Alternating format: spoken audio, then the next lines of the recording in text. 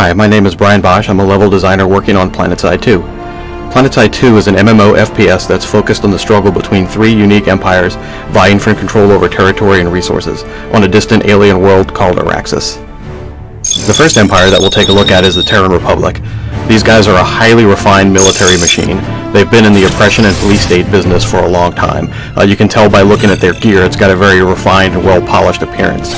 For gameplay purposes, they fire very rapid-fire weapons and put a lot of damage downstream very quickly.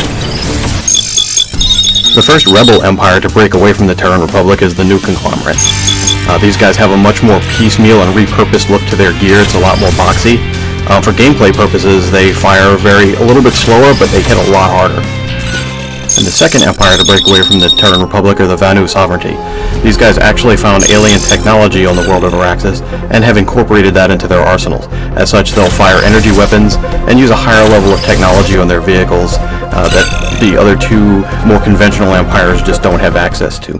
Massive infantry combat. In Planetside, you are going to be faced in a bunch of different tactical situations, and to help you deal with that, we put together a bunch of different character classes for you to choose from. The first one we'll take a look at is the Infiltrator. These guys have a cloaking unit, which allows them to become invisible for a short period of time to get into position. They're also snipers, advanced hackers, and recon specialists. Very effective at harassing the enemy. Light Assault is the first shock trooper class we'll take a look at. These guys are very mobile. Even though they have medium armor and medium damage weapons, they make up for it by having a short duration jump pack, which allows them to get in really good tactical positions and flank the enemy. Heavy Assault is the main shock trooper of all three empires. These guys have a lot of armor and a lot of firepower. Their class-specific ability is a shield that can absorb a lot of damage for a short period of time. They also can engage in enemy vehicles and enemy infantry. The Engineer is the first support class that we'll take a look at. These guys can put down defensive deployables to really shore up a position for defense. They also supply ammunition and can repair vehicles and max units. The Combat Medic is the cornerstone of any good squad. These guys can single target heal very quickly, do a slower heal, but it's an AoE pulse, so it heals the entire squad, and they can also revive fallen teammates. But as a Combat Medic, they have a very effective weapon, so they're very much in the fight. The last class we'll take a look at is the Max Unit. It's an iconic from the first game. These guys have very heavy armor and very heavy weapons. The trade-off is they're a little less versatile. You cannot pilot aircraft with the Max Unit. Okay, we'll scroll through a little bit quickly here and take a look at some of the customizations we have in the game. As you can see, you can go anything from serious, more hardcore look, to something flat-out silly. The key point here is that we want you to customize the game and play it exactly the way you want to play.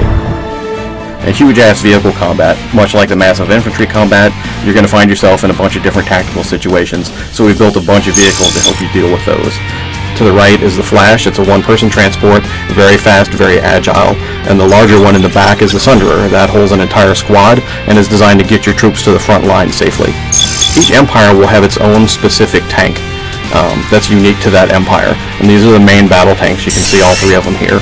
The main thing to note here is their unique appearance and also their unique characteristics. They're all tweaked different to give a gameplay specific to that empire. So fire a little faster, move a little slower, have a little more armor. The same thing runs true with our aircraft. Each empire has an empire-specific attack aircraft, and they're all modded a little different, have different weapon systems to give them a unique feel. Again, these aircraft are very versatile. They can attack air-to-air, also air-to-ground. We have a couple of common pool aircraft. The first one we'll look at is the one to the forefront. That's the Liberator. It's a gunship and bomber. And the one to the back, the giant back there, is the Galaxy. It's iconic from the first game. It holds 2 full squads of players and is also a mobile spawn point. Now here's a quick run through of some of our vehicle customizations. Again, it's all about versatility. You can be something silly, you can get attachments for your vehicle, different skins, or be something a little more hardcore that allows you to blend into the environment like these desert camos you see on those 2 Vanguards. Limitless Customization, well obviously it's not really limitless, but it's pretty close. There are literally thousands of things you can adjust from your character's appearance to different gameplay mechanics. You can mod just about anything on your character. And the way we do that is as you play the game, you level up. And as you level up, you get certifications. And these certifications can be used to purchase all your different customizations. So if you want your gun to fire a little faster, you can mod that. If you want it to shoot a little further, you can mod that. If you want different camo patterns, you can also grab that. And we also have very deep progression and customization paths for your vehicles. So in this case, this guy's modifying his Lightning to make it turn a little better and have a higher end top speed.